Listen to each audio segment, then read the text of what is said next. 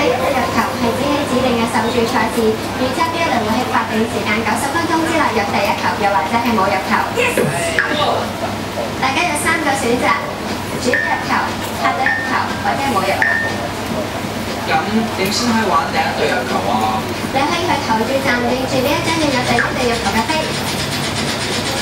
或投投邊號，投注選項同投注金額。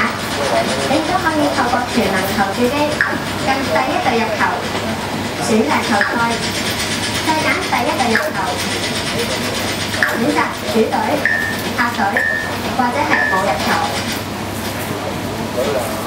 先生，如果你有投注戶口，可以登入足智彩網頁 hkjcfootball.com， 撳第一隊入球，揀你嘅心水選項。你亦都可以打1882透過電話投注。祝大家好運！提醒大家，今屆世盃所有賽事都設有第一隊入球，但係要記住呢個話費係不設過關唔即場投注㗎，同埋比賽開始時